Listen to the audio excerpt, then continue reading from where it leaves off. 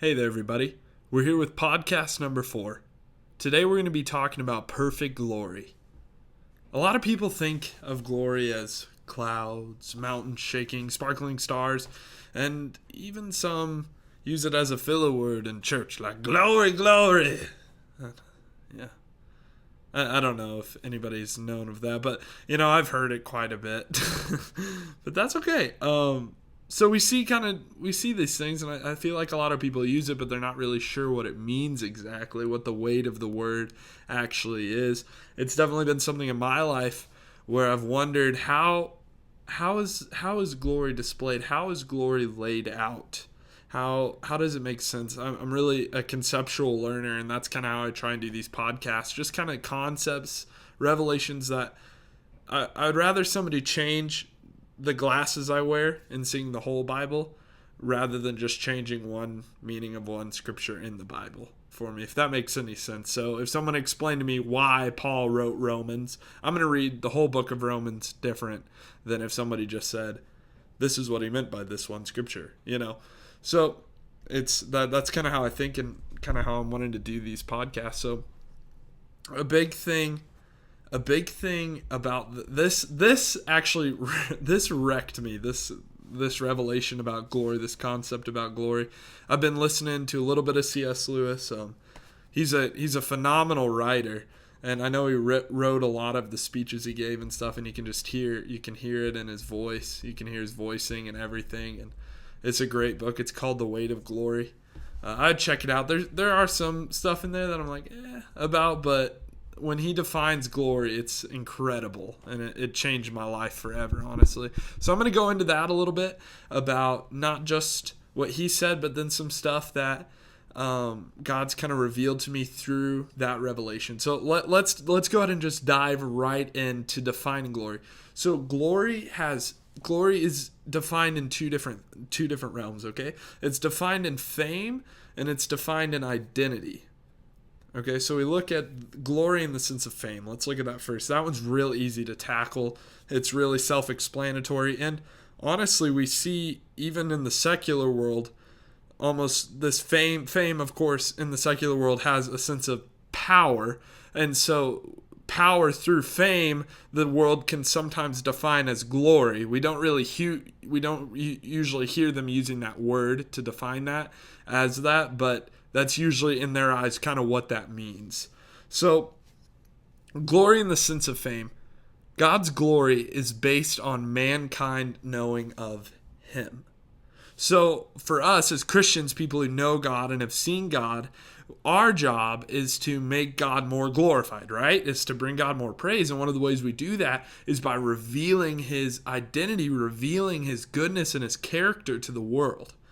So now we reverse that. A lot of us now think, we look at ourselves on our level and we say, what is glory to us, though, in the sense of fame? And we think glory in the sense of fame for us is people knowing us, just like it is with God. But really, when it comes down to it, what glory is to us in the sense of fame is based on God knowing us. And it's not just God knowing us, because a lot of people are going to say, well, doesn't God know everything and everyone? Which we're going to get into a little bit more depth of what that really means, of God actually knowing us, not knowing of us, but knowing us. So we're going to get into that here in a second. We're going to go ahead and jump into glory in the sense of identity now, okay? So glory in the sense of identity. So I'm going to use a little bit of, I can't really say it's an illustration. I guess it would be like a metaphor. I don't know. I'm going to use just a little bit of a visual for you. So a painting isn't done until the painter is satisfied. So the painting of a picture, whoever the painter is, that painting is not defined as complete until the painter, the artist, is satisfied with how it looks, is satisfied with every dot, with every mark of ink, with everything on that picture is where they want it, right? So when we truly are accessing glory in the sense of identity, it is us no longer holding the brush for our picture, for our painting. So so for identity to change on a painting, it has to be a different artist. That signature goes on that, right? So we can sit back and we can look at all these famous artists, all these people who've done amazing things, and they have their signature on there, right? And that identifies, this is mine, this is my work. And so when it comes to God, when it comes to us, we have to stop and ask ourselves, whose glory am I identifying with? Because for me, drawing a painting, the level of excellence required for that painting to be complete is going to be much different for me than it is going to be for someone who has a doctorate in arts, right? So we have to back up a little bit and look at glory, and we have to realize that glory has different levels. And so you hear in the Bible terms of going from glory to glory. And so we're going to dive into that here later on. So Pastor Kathy said something really, really great. At a conference I went to, her name's Pastor Kathy Gray. She said, God has made us to be signs and wonders. And she kind of just like said it and then kept going, but it's really deep in the sense of that we're not just made to go to church. We're not just made to, flail ourselves in front of God, even though some of those things have a role and play a role, but what we're made for is signs and wonders of God's glory to the world, right? So when you see a painting that an artist has completed, you stop and you say, wow, they're talented. Wow, that is amazing. That took a level of skill. What do you think people see when they see a painting God has done? It takes your breath away. What do we say when we see the mountains? When we see the stars?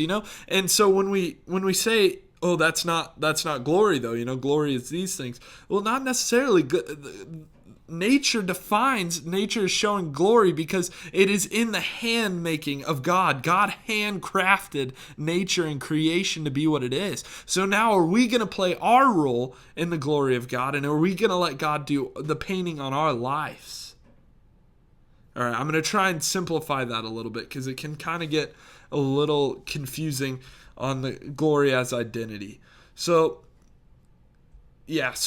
real fast, let me tag on and finish that thought about God knowing everything and everyone, but God actually knowing, knowing who we actually are and everything. So I believe God knows us as humans, as He knows our feelings, He knows everything about us, every aspect about us, right? But it's not just God knowing us that accesses glory, but it's God identifying with us. Is God willing to identify with us as, this is my follower? Is He willing to look down on Job and be like, he looked down on Job and He said, that is my faithful servant. That is someone who I believe will stand fast for me. And then we look at our own lives and we have to ask ourselves, is God identifying with me like that? Is God proud of the painting of my life right now? Someone told me once, I couldn't remember who said it, but they said, everything is perfect until man gets his hands on it. Because God created the world in the image of God. He created us in the image of Him. But we start putting our hands all over every situation, and we start lacking faith. And I believe that to an extent, that statement to an extent, because I do believe there's other things in the world that do try and hinder. There's circumstances, there's voices, there's all these things. But realistically, when it comes down to it, we have to ask ourselves, who is holding the brush that is painting our life? So I have a scripture here I want to talk about. It's Matthew 22:15. This is when the Pharisees tested Jesus. They said, then the Pharisees met together to plot how to trap Jesus into saying something for which He couldn't be arrested. They sent some of their disciples, along with the supporters of Herod, to meet with Him. Teacher, they said, we know how honest you are. You teach the way of God truthfully. You are impartial and don't play favorites. Now tell us, what do you think about this? Is it right to pay taxes to Caesar or not? And Jesus knew their evil motives. You hypocrites, He said, why are you trying to trap me? Here, show me the coin used for the tax. When they handed Him a Roman coin, He asked, whose picture and title are stamped on it? And they said, Caesar's. Well, then he said, give to Caesar what belongs to Caesar's, and give to God what belongs to God. His reply amazed them, and they went away. So why I'm wanting to pull from this is because God looks at this coin and he says, whose image, whose stamp is on this? And they said Caesar's stamp. They give it to Caesar. I believe personally a lot of Christians think they can be painted by their own hands in the world all week long, Monday, Tuesday, Wednesday, Thursday, Friday, Saturday. But then when Sunday comes around, they want to walk into church and they want to ask God to purchase their painting. But I'm sorry, God's not even in that gallery. He's not even looking at that. He says, give to the world what is the world's, but give to God what is God's. So we have to ask ourselves, are we God's? Are we stamped by God? And it's this new level of glory that we're no longer living on our standard, that we can stamp approval on how my painting looks, but it's no longer that, but it's living by God's glory in the sense of this new level of glory that my painting, God, is my painting where it needs to be? God, how is it coming? How is my life coming? Am I doing it right? For so long in my life, I feel I've lived waiting to the stamp approval of my standard of glory on my life, forgetting that it's not my stamp of glory, but it's God's that matters. Christianity, true Christianity, is choosing to identify with a different glory. Now, how do we access these glories? This podcast is going to go just a little bit longer than the usual ones because I have quite a bit of content on this. So if you can just bear with me for about 2 to 3 more minutes, we'll be wrapping up here. So how do we access these glories? How do we grab onto it? And humility, C.S. Lewis defined humility as this, inside of glory, wrapped in glory. This really powerful. He said humility is no longer going by our standard, but rather by God's standards, right? He said that, this is verbatim what he said. He said, humility is creatures submitting to the Creator's standard. That wrecked me because I wait for my approval. I went, man, you know what? I'm doing good. I'm pursuing God. I feel God during church. I'm doing good. We shouldn't be saying that. We should be saying, God, am I doing good? Am I doing right? We should always be seeking to give God more access to painting in our life, to making us by His image, because I don't want to walk into church and question whose image is on my life. I don't want to walk in and wonder, is my image, does it belong to the world or does it belong to God? I don't want to question that. I don't want to ever have to question that. I want to know, I want to approach His throne confidently that my life is His. Now we have to be careful too, because, new believers, they do come in, with stuff, and that's what that first encounter with God is for. It's for the cleaning of the slate. It's for accessing, it's for stepping into that new glory. And when you first step in, it takes time to hand that painting over to God. So we have to be careful of that. But for us who've been going to church, we have to realize that a new glory is required of us to access God. So Moses said, actually, talking about humility, he says in Numbers 12:3, he says, I am one of the most humble men. He mentions that in there. And which actually in itself is humble. It kind of seems like an oxymoron, but in itself it's humble because he probably didn't want to say that. But he was willing to let God. God wanted him to say that, but he didn't want to say that. But he was willing. He laid down his will, and he spoke that, and he wrote that down, even though he knew that people would think it was a prideful statement.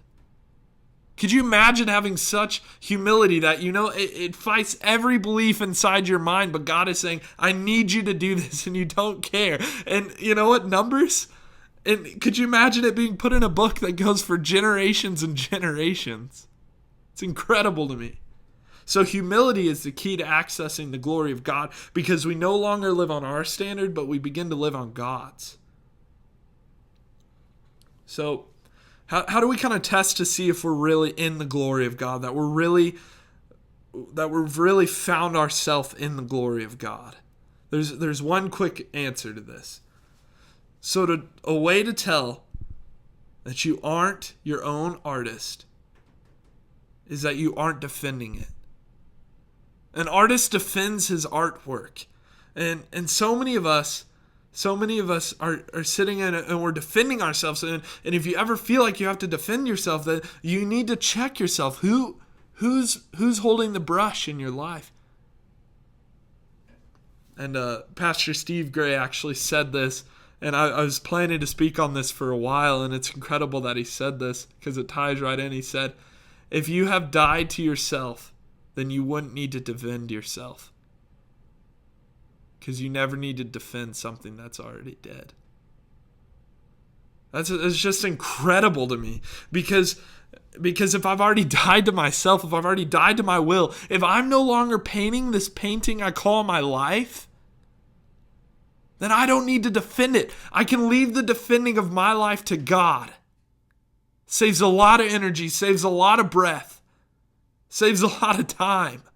I no longer need to defend myself. So that's how you test yourself to see if you've really accessed it yet. All right, these are my last points right here. So we've heard a lot. We've heard it in some songs. We've heard it in the Bible over and over and over again. It says, it says we go from glory to glory. That's a pretty regularly used term, from glory to glory.